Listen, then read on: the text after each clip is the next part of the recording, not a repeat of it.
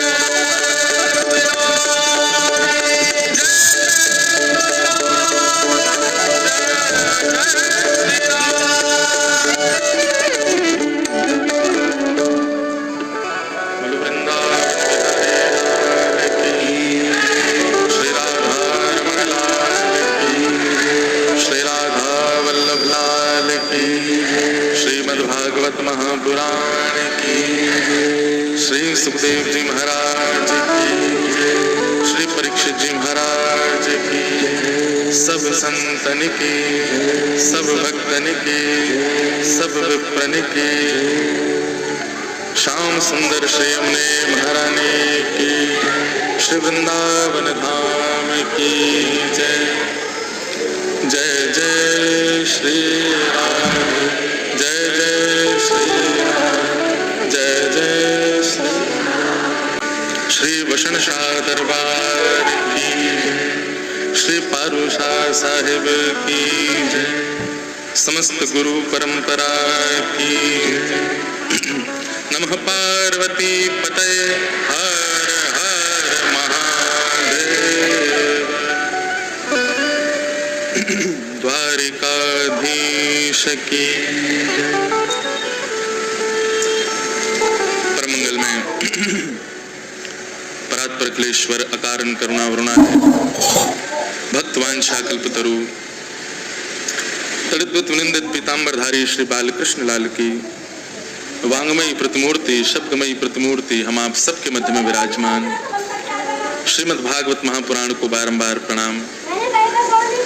मंच पर उपस्थित समस्त विप्रवृंद, समस्त गंधर्वजन, हमारे परम प्रिय आदरणीय श्री कालीराम साईं जी एवं उपस्थित समस्त संत वृंद और आप सभी श्रोता भाई बंधु मातृ शक्ति मित्र बालक सखा और उल्लासनगर के समस्त हमारे श्री जी के प्रेमी जन, हमारे ठाकुर जी के प्रेमी जन, श्री वषण शाह दरबार एवं यहाँ से जुड़े हुए समस्त वैष्णव श्रोता भाई बंधु जो सब यहाँ विराज रहे हैं, सबको जय श्री कृष्ण, जय सिया राम, जय श्रीमन नारायण, हर हर महादेव, जय जय श्री राधे, जय जय साईं वषण शाह, जय जय साईं पारूशा, अयो लाल सबई चो झूले लाल। 2 साल में इतना भी नहीं सीखे तो क्या सीखे हैं, इतना तो सीख गया मैं। अच्छो अच्छो व्यो बैठ जाओ, और वयो मतलब चले जाओ हैं। इतनी तो आ गई है सिंधी। तो पुनः आप सब लोगों को बहुत बहुत प्रणाम। फिर से इस आंगन में आकर के मानो ऐसा लग रहा है पीहर तो हमारा वृंदावन ही है, वही रहेगा, लेकिन कुछ समय जब हम कहीं किसी स्थान पर अपना व्यतीत करते हैं तो उस स्थान से भी एक प्रेम हो जाता है। जैसे बच्चे स्कूल में पढ़ने जाते हैं तो जब स्कूल पास आउट करके कॉलेज चले जाते हैं तो कभी कभी स्कूल की गली से निकलते हैं तो जरूर दृष्टि डालते हैं, उस जगह को जरूर देखते हैं। जो हॉस्टल में पढ़ने गया बच्चा, उसको हॉस्टल कभी भाता नहीं, लेकिन जब हॉस्टल से चला जाता है तब बड़ी याद आती है उसको। ऐसा ही संबंध हो जाता है हम लोगों का, लेकिन सब जगह से नहीं हो पाता। कथाएं सब जगह कई बार रिपीट में भी होती हैं, 1 बार 2 बार 4 बार। कुछ कुछ स्थान ऐसे हैं जहां पर जाने पर पीहर जैसा सुख लगता है। पीहर मतलब माँ के घर जैसा। वैसा ही हमारा वषण शाह दरबार। और वषण शाह दरबार का नाम संपूर्ण उल्लासनगर ही हमको वषण शाह दरबार जैसा ही लगता है। जैसे कहीं खो जाएं, भटक जाएं, कोई रोक ले, कोई पकड़ ले तो हम अपने मिनिस्टर या पहचान वाले किसी व्यक्ति का नाम बताते हैं। ऐसे कभी लगता है कि बंबई में आसपास क्षेत्र में कोई पकड़ ले तो हम वषण शाह दरबार का नाम बोल देंगे। उल्लासनगर में कोई रोक ले तो ऐसा लगता है कि वीवीआईपी हमारे पास में पास है कि हम वषण शाह दरबार से जुड़े हैं। तो यहाँ का सुख, यहाँ का आनंद अद्भुत है। साईं को सेवा इतनी भा गई कि बार बार आमंत्रण देते रहते हैं हमारे। देखो श्रीमद् भागवत में एक बहुत सुंदर बात कही है, प्रयच्छति गुरु प्रीतो वैकुंठम योग दुर्लभम। बहुत ध्यान से सुनिएगा। चिंतामणिर लोक सुखम सुरुद्रुः स्वर्ग संपदम प्रयच्छति गुरु प्रीतो वैकुंठम योग दुर्लभ। अगर आपको चिंतामणि प्राप्त हो जाए तो आप उसको हाथ में लेकर के जो चिंतन करोगे वो आपको मिल जाएगा। चिंतामणि यदि हाथ में है और उस समय आपने विचार किया कि मुझे ये गाड़ी चाहिए तो वो गाड़ी मिलेगी, ये ऐसा घर चाहिए वो घर मिलेगा। और एक बार आपको बता दें, संपूर्ण जीवन में एक पीरियड ऐसा आता है कि हर व्यक्ति के हाथ में चिंतामणि होती है। हर किसी के जीवन में, पूरे उसके जीवन में एक समय ऐसा आता है, चाहे वो एक दिन का आवे, एक हफ्ता का आवे, एक महीने का आवे, एक वर्ष का आवे, एक समय ऐसा आता है कि उसके हाथ में चिंतामणि होती है। वो जो सोचता है उसको मिल जाता है, वो जो प्रयास करता है वो प्राप्त कर लेता है। श्रीमद् भागवत जी कहती हैं कि चिंतामणिर लोक सुखम, पर चिंतामणि से आपको केवल संसार का सुख मिलेगा। मर्सिडीज गाड़ी मिल जाएगी, बढ़िया घर मिल जाएगा, 5 स्टार स्टे मिल जाएगा, जो पहनना चाहोगे वो मिल जाएगा, अच्छी महंगी वॉच मिल जाएगी। ये संसार का और भी कोई सुख, मेरा नाम हो जाए, यश हो जाए, वैभव हो जाए, संपत्ति हो जाए, ये सब आपको चिंतामणि से मिल सकता है। और चिंतामणि से भी श्रेष्ठ है सुरुद्र स्वर्ग संपदम।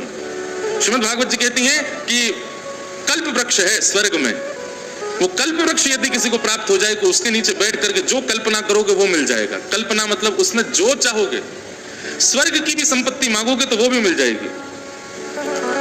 चिंतामणि से संसार का सुख मिल जाएगा, कल्प वृक्ष से स्वर्ग का सुख मिल जाएगा। परंतु प्रयच्छति गुरु प्रीतो वैकुंठम योग दुर्लभ। लेकिन यदि हमारे गुरु प्रसन्न हो जाएं, गुरु हम पर मेहरबान हो जाएं, गुरु यदि हम पर आनंदित हो जाएं, तो वो प्राप्त हो जाएगा जो बड़े बड़े योगियों को भी दुर्लभ है, बड़े बड़े सिद्धों को भी दुर्लभ है। वशण शाह दरबार का जो उत्सव है, वर्ष का यह उत्सव और दूसरा उत्सव जिसमें मैं आया था पिछली बार भी, नवंबर के महीने में, जो नवंबर अक्टूबर में होता है, ये अपनी गुरु स्मृति के उत्सव हैं। गुरु कृपा से बड़ी कोई कृपा नहीं है। मैं आपसे एक बात कह दूं, भगवत कृपा भी एक प्रकार से 1.1% थोड़ी कम पड़ जाएगी गुरु कृपा के आगे। गुरु कृपा इतनी श्रेष्ठ है, पर उसको कोई समझे, उसको कोई जाने कि गुरु कृपा है क्या।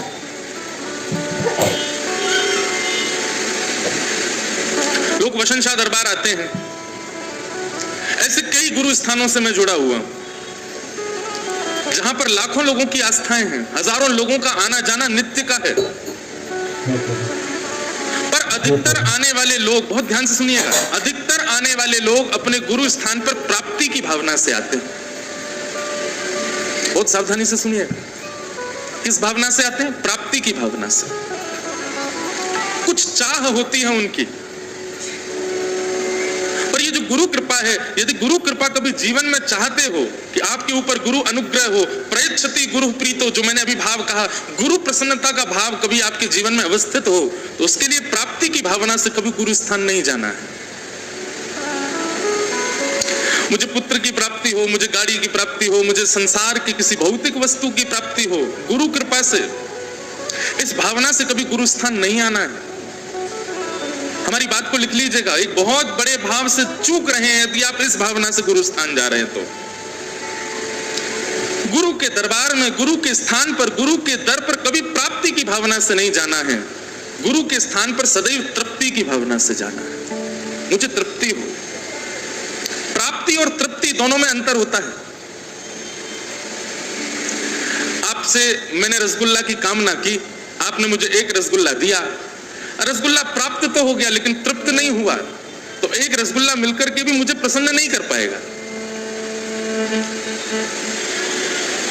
और याद रखिएगा, जब तृप्ति की भावना होती है तो प्राप्ति की इच्छा नहीं होती। फिर ये कुछ सूत्र हैं। इस बार मेरा भाव है कि कल जब मैं आया रात्रि में दर्शन किए तो मन में भाव आया कि गुरु कृपा के ऊपर कुछ कहूंगा इस बार। 7 दिन प्रारंभ में गुरु कृपा, थोड़ी देर 5 मिनट गुरु कृपा पर कहकर फिर कथा में प्रवेश करूंगा, क्योंकि उल्लासनगर गुरु कृपा का एक बहुत बड़ा स्वरूप है। यहाँ पर कई गुरु कृपा के अनुयायी यहाँ बैठे हैं। वशण शाह दरबार है, आदि आदि और भी कई स्थान हैं जहाँ गुरु कृपा से ही लोगों का जीवन यापन चल रहा है। तो इसलिए मेरा मन में भाव है कि इस बार की श्रद्धांजलि, इस बार की पुष्पांजलि, इस बार की वाक्यांजलि हमारे वशण शाह पारू शाह महाराज के चरणों में गुरु कृपा से की जाए, ताकि आगामी दिनों में आप जब भी इस दरबार में आओ तो इस बालक की कुछ एक छोटी मोटी दी गई कुछ भाव जो हैं 7 दिन में मन से उनके साथ आओ। सबसे पहली बात, कभी भी गुरु दर पर प्राप्ति की भावना से नहीं आना है कि मुझे कुछ मिले, क्योंकि प्राप्ति के बाद भी यदि तृप्ति नहीं हुई तो आप प्राप्ति करके भी कष्ट में रहोगे। गुरु स्थान पर, गुरु चरणों में सदैव तृप्ति की भावना से आओ। और तृप्ति पता है कब होती है? जब आपके चित्त में कोई प्राप्ति की इच्छा ना हो। तृप्ति का अनुभव तभी होता है, आपने जैसे ही चित्त में कुछ प्राप्ति की भावना से कुछ विचार कर लिया तो आप तृप्त नहीं हो पाओगे। आपने सोच लिया मुझे ऐसे कपड़े पहनने हैं, अब ऐसे कपड़े पहनने, ये विचार करते ही ऐसे ऐसे ऐसे यही घूमता रहेगा, यही मन में चलता रहेगा। आप ऐसे कपड़े पहनने, ये सोचो ही मत मुझे बस कपड़े पहनने, अब चाहे कैसे भी हो, ऐसे सोच लोगे तो इसका मतलब प्राप्ति की भावना, तृप्त नहीं हो पाओगे। कैसे भी कपड़े हो, ये भावना मन में आते ही तृप्त हो जाओगे, जैसे भी मिले।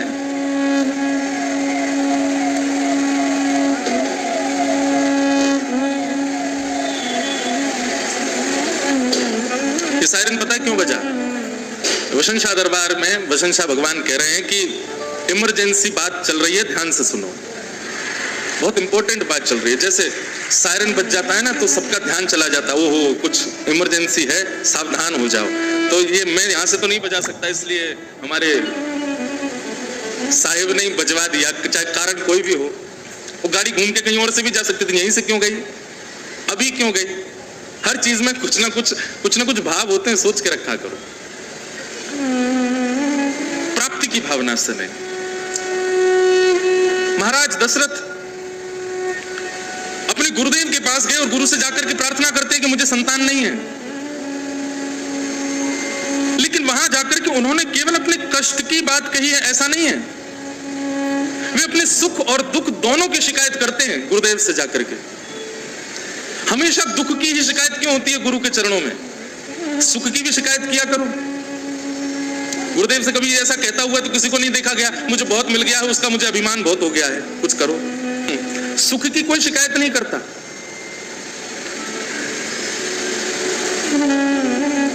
दशरथ जी ने जाकर के सुख दुख दोनों की शिकायत की। उन्होंने ये नहीं कहा कि मैं पुत्र के बिना दुखी हूं, उन्होंने ये भी कहा है कि इतना सब कुछ मुझे प्राप्त हो गया है कि उन सबको प्राप्त करने के बाद मैं दुखी हूं कि अब कौन संभालेगा। सुख की भी शिकायत है। गुरु के चरणों में दोनों की शिकायत करो, क्योंकि सुख और दुख जब दोनों की शिकायत होगी, दोनों से बचेंगे तभी आनंद की प्राप्ति होगी। दुख और सुख ये दोनों आवश्यक नहीं है जीवन में, आनंद आवश्यक है। और श्रीमद् भागवत की कथा, गुरु कृपा, गुरु दरबार ये आनंद प्रदान करने वाला होता है, और आनंद से ही तृप्ति का अनुभव होता है।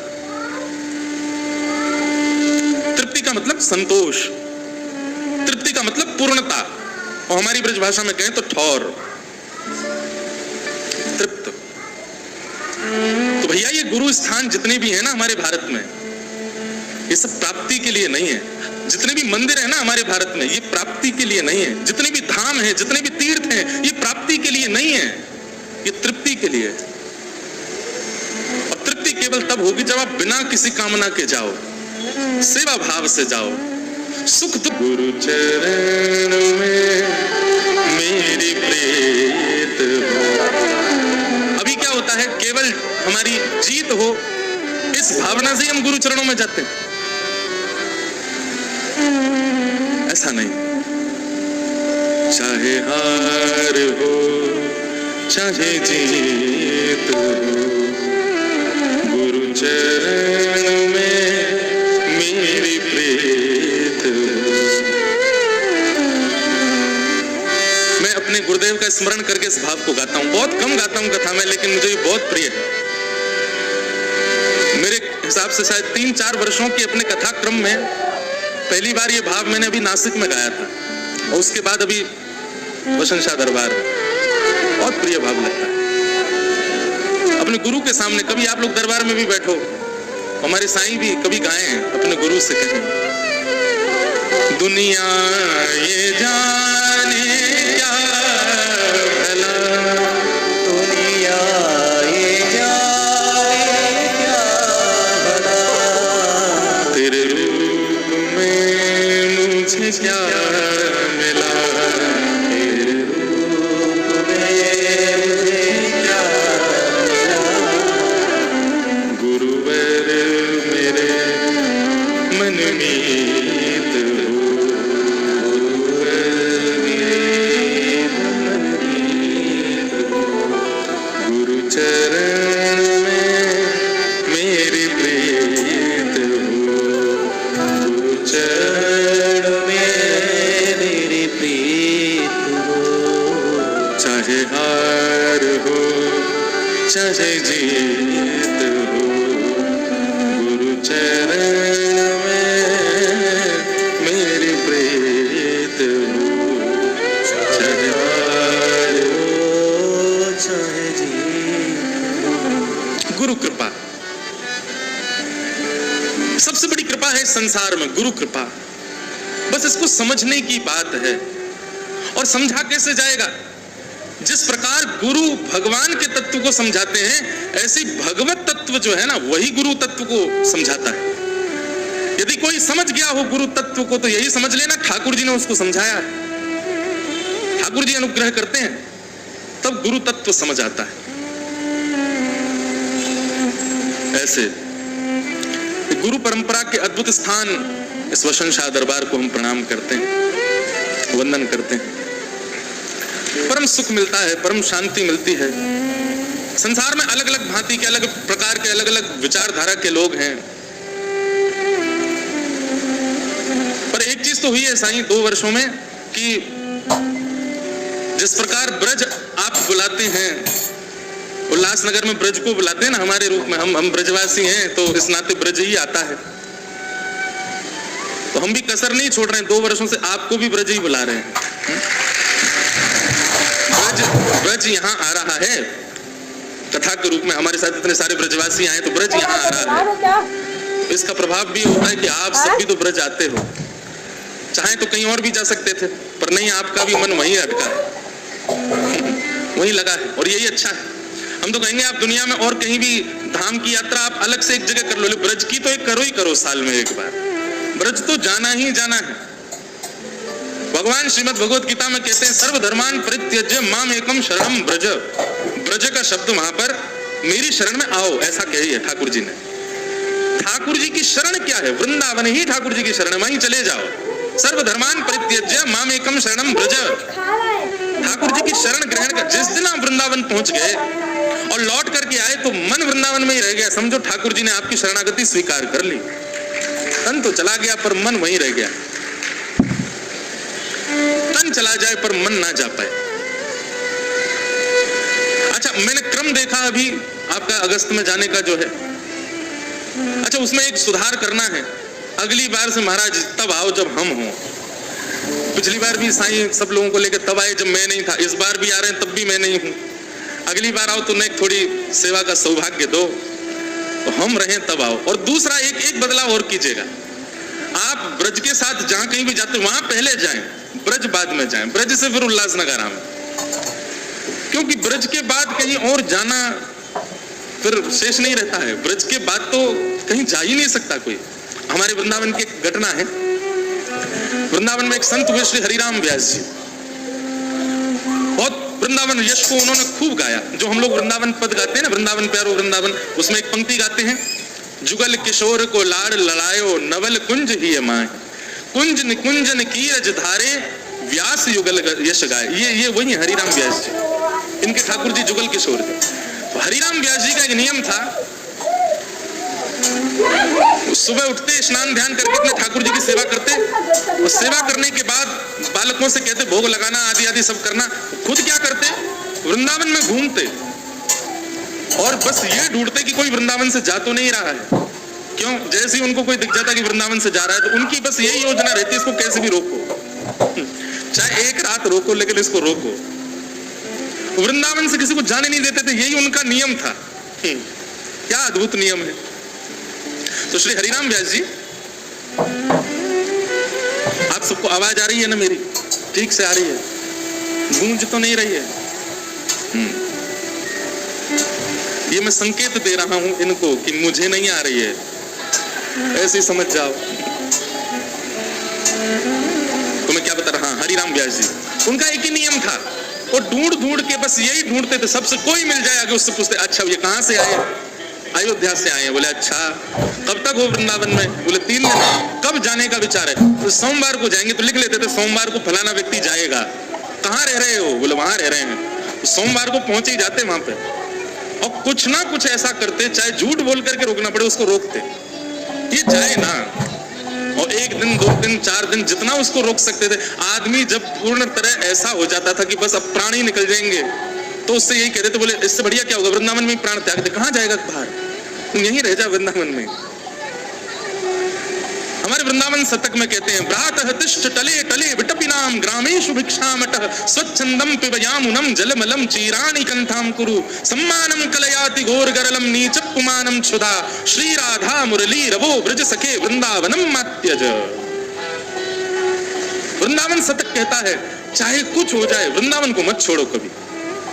आप कहोगे महाराज जी उल्लासनगर में हमारे घर हैं, बंगले हैं, व्यापार है, और आप कह रहे हो वृंदावन मत छोड़ो। भाई देखो, तन तो दुनिया भी छोड़ देगा, तन की बात ही नहीं होती। इस व्यास मंच से तन के लिए कोई बात नहीं होती है, यहाँ सारी बातें मन की हो रही हैं। तन से भले ही हमारा वृंदावन छूटे, पर मन से कभी ना छूटे। मन सदा वृंदावन में रहे, ये बात कही जा रही है। आप सदा उल्लासनगर में रहो, मुंबई में रहो, कहीं रहो, पर मन में एक नहीं, पूरा स्थान वृंदावन को दो, और जो थोड़ी बहुत जगह बची हो वहां पे उल्लासनगर, मुंबई आदि वो सब चीजों को बैठाओ। ज्यादा स्पेस वृंदावन को देके रखा करो मन में। मैं भी हरिराम व्यास जी की तरह हो रहा हूं, जितना ज्यादा हो सके सब वृंदावन में ही रहो, मन से रहो। तो श्री हरिराम व्यास जी ने एक बार क्या किया, एक महात्मा आए कहीं से वृंदावन, और वो हरिराम व्यास जी की कुटिया में आ गए। हरिराम व्यास जी ने उनको भोजन प्रसाद पवाया। महाराज जी ने अपने ठाकुर जी शालिग्राम जी दिए, बोले बाबा हमारे ठाकुर जी इनको धल लो। हरिराम व्यास जी ने उनको जुगल किशोर जी के पास विराजमान कर दिया। हरिराम व्यास जी ने पूछा, जाओगे कब वापस? बोले मैं तो 4 दिन बाद चला जाऊंगा। बोले अरे राम राम राम राम, कर्म फूटते हैं तब वृंदावन छोड़ के जाता है कोई। अरे वृंदावन क्यों छोड़ना? वृंदावन आने का मतलब श्री जी ने पकड़ के बुलाया है। अब श्री जी तो कभी नहीं चाहेंगे कि तुम हाथ छुड़ा के जाओ, तुम्हारी ही ज्यादा इच्छा हो रही है, इसलिए श्री जी का हाथ छुड़ा के जा रहे हो। कितने बड़े अपराधी हो, श्री जी का हाथ छोड़ के जा रहे हो। 4 दिन बाद वो महात्मा कहने लगा, मेरे ठाकुर जी दे दो, मुझे जाना है। हरिराम व्यास जी बोले, अरे भैया यहीं रुक जा। कहाँ जाएगा? नहीं नहीं नहीं, मुझे जाना है। तो हरिराम व्यास जी 1-2 दिन तो ऐसे ही निकाल दिए कि ठाकुर जी मिल नहीं रहे। अरे पता नहीं तुम्हारे ठाकुर जी कहाँ चले गए। अरे नहीं नहीं, आज मुहूर्त अच्छा नहीं, आज मत जाओ, कल चले जाना। तो अगले दिन बोले, अरे अरे आज तो जुगल किशोर जी का उत्सव है, जबकि कोई उत्सव नहीं होता था, जबरदस्ती उत्सव रख लेते थे। आज तो उत्सव है, आज तो तुम जा ही नहीं सकते। अगले दिन कहते, अब रात भर हरिराम व्यास जी ये सोचते कल चला जाएगा, कल क्या करूं कि रुक जाए। दूसरे दिन संतों को निमंत्रण दिया, तो आज तो संतों का भोजन है हमारे, आज कैसे चले जाओगे तुम? मैं अकेला थोड़ी परोसूंगा, चलो परोसवाओ मेरे साथ। ऐसे कर करके 10 दिन बेचारे को रोक लिया। अब वो व्यक्ति सोचे मैं कैसे भागूं यहां से। हरिराम व्यास जी की योजना यही लगी रहती, इसी में ही धन खर्च कर देते कि कोई वृंदावन छोड़ के ना जाए। व्यक्ति पीछे पड़ गया, बोले मुझे जाने दो, मुझे जाना है, मेरे बहुत काम है आगे। हरिराम व्यास जी बोले, तुम ऐसे नहीं मानोगे, सारे हमने तरीके अपना लिए, फिर भी वृंदावन नहीं रोक रहे हो। ठीक है चले जाओ, चलो क्या करना है? बोले मेरे ठाकुर जी दे दो। तो जुगल किशोर जी के पास में ठाकुर जी उनके शालिग्राम जी रखे थे डिब्बा में, तो शालिग्राम जी तो नीचे धर दिए, खाली डिब्बा में एक चिड़िया का बच्चा पकड़ करके बंद करके दे दिया। बोले लो ले जाओ अपने ठाकुर जी। उसको लगा कि ठाकुर जी मिल गए। सुनो, जाते जाते जमुना जी स्नान करके जाना और ठाकुर जी को भी स्नान करा देना। तो ठीक है, जमुना जी गया, जैसे ही जमुना जी में स्नान किया, बोले अरे ठाकुर जी को स्नान कराऊं। डिब्बा खोला ठाकुर जी का, सोई वहां में से तो चिड़िया उड़ करके भाग गई। अब वो मन में क्या सोचे, ओहो ठाकुर जी उड़ करके चले गए। हरिराम व्यास जी कह रहे थे वृंदावन छोड़ करके मत जाओ, मैंने तो उनकी बात मानी नहीं, पर उन्होंने ठाकुर जी को वृंदावन का चस्का लगा दिया। वृंदावन देखो, वृंदावन से जाने की बात सुनते ठाकुर जी उड़ के चले गए। रोते रोते हरिराम व्यास जी के पास गए, बोले मेरे ठाकुर जी उड़ गए आकाश में। हरिराम व्यास जी बोले रुक जाओ, मैं अभी देखता हूँ। अंदर वहीं रखे थे ठाकुर जी, दिए कहाँ थे? पीछे छुपा दिए थे ठाकुर जी। भीतर गए और भीतर जाकर के जुगल किशोर जी के पीछे हाथ ऐसे किया, ये रहे तुम्हारे ठाकुर, देखो उड़ करके यहाँ आके बैठ गए। अब भैया तुम वृंदावन छोड़ के मत जाओ, तुम्हारे ठाकुर जी जाना नहीं चाहते। और उस व्यक्ति को अखंड ब्रजवासी बना दिया। हरिराम व्यास जी खुश हो जाते, मिशन सक्सेसफुल। उनका एक ही मिशन है कि सब वृंदावन में बस जाओ। हरिराम व्यास जी का एक बहुत सुंदर पद है, हरि हम कब होंगे ब्रजवासी, हरि हम कब होंगे, हरि हम कब होंगे ब्रजवासी। गावे को मन करे ऐसे तो कर दो। हे ठाकुर नंद किशोर हमारे, ठाकुर नंद किशोर, ठाकुर नंद किशोर हमारे, ठाकुर नंद किशोर और ठकुरानी राधासी, और ठकुरानी राधासी, और ठकुरानी राधासी, और ठकुरानी राधासी। हरि हम कब होंगे ब्रजवासी, हरि हम कब होंगे ब्रजवासी, हरि हम कब होंगे। कल गाएंगे पूरा, थोड़ा और अच्छा हो जाएगा माइक। ठाकुर नंद किशोर हमारे, ठकुरानी राधासी, अरे हम कब होंगे ब्रजवासी। तो भैया वृंदावन हर वर्ष आ रहा है आपके उल्लासनगर में, आप भी वृंदावन हर वर्ष जाओ, लेकिन वृंदावन की एक रीति निभाओ, तन से वापस आ जाओ पर मन से कभी मत आओ। मन से नित्य वृंदावन को याद करो, नित्य वृंदावन का स्मरण करो, नित्य वृंदावन को अपने चित्त में विराजमान रखो।